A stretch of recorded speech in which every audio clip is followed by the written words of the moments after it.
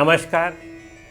कौशल योग की आज की इस कड़ी में हम लोग ईश्वर कृष्ण द्वारा रचित बहुत महत्वपूर्ण ग्रंथ या सांख्य दर्शन का सबसे महत्वपूर्ण ग्रंथ सांख्य कारिका, इसकी 7वीं कारिका की व्याख्या करने का प्रयास करेंगे। तो आइए अब हम लोग देखते हैं कि इसकी 7वीं कारिका क्या है, इसमें ईश्वर कृष्ण क्या कहते हैं। वे कहते हैं कि अति दूरात सामीप्य इंद्रिय घातान मनो अनवस्थानात् सौक्ष्म्याद व्यवधानाद अभिभावात शमाना विहाराज। इस कारिका के माध्यम से ईश्वर कृष्ण या हमारा सांख्य दर्शन यह कहना चाहता है कि 9 ऐसे कारण हैं जिनके आधार पर हम यह सिद्ध कर सकते हैं कि कुछ चीज़ें हैं लेकिन वे हमें दिखाई नहीं पड़ती हैं, और दिखाई ना पड़ने के कारण हम यह नहीं कह सकते हैं कि उनकी सत्ता नहीं होती है। जैसे आप प्रकृति को ही देख लें, जो मूल प्रकृति है, एटम है, न्यूट्रॉन प्रोटॉन इलेक्ट्रॉन है, जो मूल एनर्जी है, जो मूल शक्ति है, या हमारा जो ज्ञाता है, पुरुष है, आत्मा है, ये इतनी सूक्ष्म है, वे हमें दिखाई नहीं पड़ती हैं। तो इसका यह मतलब नहीं है कि इनकी सत्ता नहीं है। इस कारिका के माध्यम से वे यह बात सिद्ध करना चाहते हैं। तो उसमें वे कौन कौन से कारण देते हैं, आइए हम देखते हैं। अति दूरात, अति दूरात का मतलब, अति का मतलब बहुत और दूर का मतलब दूर होने से। बहुत दूर होने से भी कोई चीज़ हमें नहीं दिखाई पड़ती है तो इसका यह मतलब नहीं है कि वह वस्तु है ही नहीं। तो इस संसार में बहुत सी ऐसी चीज़ें हैं कि जो इतनी दूर हैं, तारों से भी दूर हैं, और ऐसे ऐसे बहुत से तारे हैं जो हमें नहीं दिखाई पड़ रहे हैं बहुत दूर होने की वजह से। तो इसका यह मतलब नहीं है कि वह वस्तु नहीं है, वे तारे नहीं हैं। जैसे यहाँ भारतवर्ष से हम अमेरिका न देख पाएँ तो इसका यह मतलब नहीं है कि अमेरिका नहीं है, क्योंकि दूर होने की वजह से हम उसे नहीं देख पा रहे हैं, लेकिन ऐसा नहीं है कि उसका अस्तित्व नहीं है। फिर दूसरा कारण देते हैं, सामीप्य। तो यहाँ चूँकि अति पहले है और अति दूरात और फिर सामीप्य है, तो यहाँ पर अति जो है वह उभय है, दोनों में कामन है। तो अति दूरात और अति सामीप्य, तो यहाँ पर आप कह सकते हैं कि बहुत सामीप्य होने की वजह से भी चीज़ें हमें नहीं दिखाई पड़ती हैं। सामीप्य का मतलब बहुत निकट होने की वजह से भी हमें चीज़ नहीं दिखाई पड़ती है। तो इसका यह मतलब नहीं है कि उस वस्तु का अस्तित्व नहीं है। जैसे हमारी आँख हमारी सबसे नज़दीक है, हम अपनी आँख को नहीं देख सकते हैं, या आँख में लगे हुए काजल को हम नहीं देख सकते हैं, अपने ही आँख में लगे हुए काजल को हम नहीं देख सकते हैं क्योंकि वह हमारे बहुत नज़दीक है। या कोई पुस्तक हो, आप 1 फीट की 2 फीट की दूरी पर रखें तो वह दिखाई पड़े, लेकिन आप बिल्कुल एकदम आँख से उसे ऐसे सटा लें एकदम, तो फिर वो उसके आपको अक्षर नहीं दिखाई पड़ेंगे। तो इसका ये मतलब नहीं है कि उसमें लिखा हुआ कुछ नहीं है। तो कहते हैं कि इन 2 कारणों की वजह से हमें चीज़ें नहीं दिखाई पड़ती, तो इसका मतलब उनकी सत्ता नहीं है, ऐसा नहीं है। फिर तीसरा कारण बताते हैं, इंद्रिय घातान, यानी आपके इंद्रियों में कोई दोष हो जाए, इंद्रिय में कोई परेशानी हो जाए। अब कोई अंधा है, उसे कोई चीज़ नहीं दिखाई पड़ रही है, तो इसका यह मतलब नहीं है कि वह चीज़ नहीं है। या कोई सुन नहीं पाता है और संगीत बज रहा है, तो इसका ये मतलब नहीं है कि जो है वह सुन नहीं पा रहा है तो संगीत नहीं बज रहा है, संगीत की सत्ता नहीं है। तो कह रहे हैं कि इन तीनों कारणों की वजह से कोई चीज़ हमें नहीं दिखाई सुनाई पड़ पा रही है, तो इसका यह मतलब हम ना कह दें कि उसकी सत्ता ही नहीं है। फिर चौथा कारण बताते हैं, मनो अनवस्थानात्। मनो अनवस्थानात् का मतलब हमारा मन कहीं अन्यत्र हो, कहीं दूसरी जगह पर हो, तब भी हमें वस्तुओं का ज्ञान नहीं हो पाता है। जैसे हमारी आंखें खुली हो लेकिन हमारा मन कहीं दूसरी जगह हो, तो हम सामने से कोई वस्तु निकल जाती है, हमें नहीं पता चल पाता है क्योंकि मन हमारा कहीं दूसरी जगह लगा हुआ है। या कोई चीज़, कोई संगीत बज रहा हो और हमारा मन कहीं बहुत गहराई से दूसरी जगह पर लगा हुआ हो, तो हम उस संगीत को नहीं सुन पाते हैं। तो इस तरह से हम सब लोगों ने नोट किया होगा कि हमारी 5 इंद्रियां बहुत बेहतर काम कर रही हैं, लेकिन मन कहीं अन्यत्र होने की वजह से हम वो चीज़ नहीं कर पाते हैं। तो इसका यह मतलब नहीं है कि वह सत्ता उस चीज़ की नहीं है। तो इस तरह से उन्होंने ये बोला कि अति दूरात, सामीप्य, फिर इंद्रिय घातान, मनो अनवस्थानात्, 4 चीज़ों को उन्होंने बताया।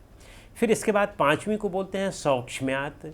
बहुत सूक्ष्म होने की वजह से भी वो चीज़ नहीं दिखाई पड़ पाती है, नहीं हमें दिखाई पड़ रही है, तो इसका मतलब उसका अस्तित्व तो नहीं है।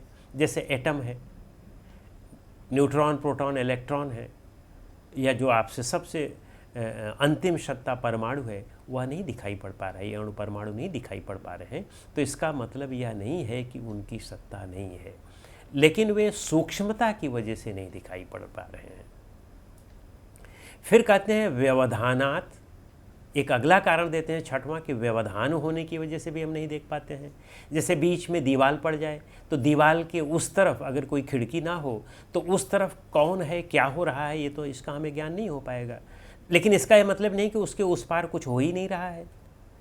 तो व्यवधान होने से भी हमें किसी वस्तु का ज्ञान नहीं हो पा रहा है, नहीं हो पाता है, तो इसका यह मतलब नहीं है कि वहाँ कुछ चीज़ें नहीं हो रही हैं, कोई घटना नहीं घट रही है, वहाँ उसका एग्जिस्टेंस है, लेकिन व्यवधान की वजह से हमें नहीं हो पा रहा है। फिर अगला कारण बताते हैं कि अविभावात। अविभावात का मतलब कि सप्रेशन की वजह से, किसी चीज़ की दबाव की वजह से, कोई प्राइमरी कोई ऐसी चीज़ हो कि जो अपने सेकेंडरी चीज़ों को दबा देती है, तो उस दबाव की वजह से भी हमें कोई चीज़ नहीं दिखाई पड़ रही है, किसी चीज़ का ज्ञान नहीं हो पा रहा है, तो इसका ये मतलब नहीं है कि उसकी सत्ता नहीं है।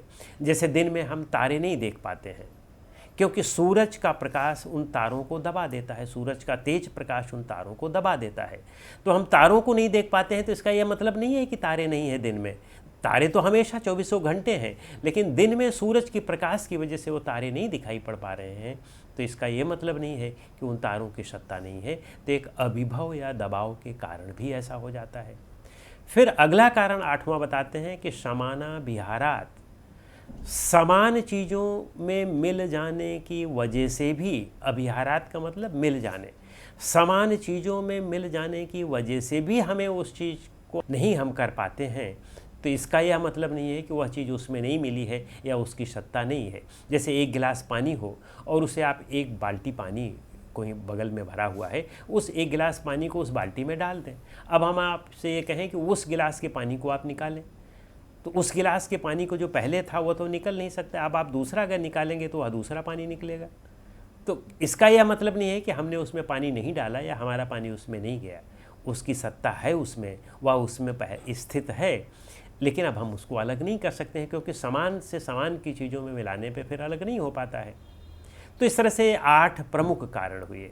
इसके बाद वे च कहते हैं, समाना विहाराच, यानी समान अविहारात और च। तो कहते हैं कि च का मतलब तो वैसे और होता है या किंतु होता है, लेकिन यहाँ पर कुछ व्याख्याकारों ने च का मतलब लगाया है कि कार्य जब अपने कारण से नहीं निकला हुआ होता है तब भी हमें कार्य का ज्ञान नहीं हो पाता है, तो इसका यह मतलब नहीं है कि कार्य नहीं है। तो चूंकि सांख्य दर्शन सत्कार्यवाद को मानता है, कार्य को सत्य मानता है, कोई भी कार्य है तो उसका कारण होगा और वह कारण में पहले से स्थित होता है, तो इसलिए वे कहते हैं, इसे भी एक कारण बता देते हैं कि जैसे घड़ा जो है नहीं है लेकिन मिट्टी है, तो आप यह सहज कह सकते हैं कि मिट्टी है तो घड़ा तो बन ही जाएगा, क्योंकि मिट्टी से ही घड़ा बनता है, बाकी और बालू से तो घड़ा बनता नहीं है, पानी से तो घड़ा बनता नहीं है। तो मिट्टी से ही घड़ा बनता है और मिट्टी हमारे पास है, तो इसका मतलब हमारे पास घड़ा है। भले ही हम घड़े का काम न ले पाएँ, कार्य के रूप में वह अभिव्यक्ति ना हुआ हो, जब हम कार्य के रूप में अभिव्यक्त कर देंगे मिट्टी से तो वह बन जाएगा।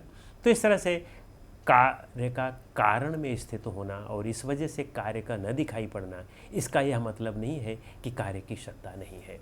तो इस तरह से महर्षि ईश्वर कृष्ण 9 कारण बताते हैं कि कोई भी वस्तु हमें दिखाई नहीं दे पा रही है, दृष्टिगोचर नहीं हो पा रही है या हमारी समझ में नहीं आ पा रही है, तो इसका यह मतलब नहीं है कि उसकी सत्ता नहीं है। वह 9 कारणों की वजह से उनकी सत्ता नहीं होती है। वे 9 कारण कौन कौन से हैं? अति दूरात, अति सामीप्य, व्यवधान के कारण, इंद्रियों में कोई दोष के कारण, और फिर सूक्ष्मता के कारण, अभिभव के कारण, यानी कोई चीज़ उसको दबा दे इसके भी कारण, और फिर कहते हैं कि समान चीज़ों का समान चीज़ों में मिल जाने के कारण भी या कार्य का कारण से उत्पन्न ना हो पाने के कारण भी वह चीज़ें हमें नहीं दिखाई पड़ती है, तो इसका यह मतलब नहीं है कि उसकी सत्ता नहीं है। जैसे सांख्य दर्शन में ही, सांख्य कारिका में ही प्रकृति जो सबसे सूक्ष्मतम है और उससे भी सूक्ष्मतम पुरुष है, तो प्रकृति और पुरुष का ज्ञान इनसे नहीं हो पाता है, तो इसका यह मतलब नहीं है कि वे नहीं है। सूक्ष्मता के कारण वे हमें नहीं दिखाई पड़ रही हैं। तो इस तरह से ईश्वर कृष्ण इस कारिका के माध्यम से ये कहना चाहते हैं कि ये तीनों प्रमाण जो है, यही प्रमाण अभिप्रेत हैं, हमें यही प्रमाण हमें मान्य है, और इन प्रमाणों के माध्यम से ही हम सत्य का या पूर्णता का ज्ञान कर सकते हैं, निर्भ्रांत ज्ञान कर सकते हैं, संशय रहित ज्ञान कर सकते हैं। और कोई चीज़ हमें नहीं दिखाई पड़ रही है तो इसका यह मतलब नहीं है कि वह चीज़ नहीं है, उसका संशय रहित ज्ञान भी हो सकता है, लेकिन उनके लिए कुछ अन्य तरीके हैं जिसकी चर्चा बाद में की जाती है। तो इस तरह से इस कारिका की यह व्याख्या हुई। अगली कड़ी में हम लोग अगली बार मिलते हैं। नमस्कार।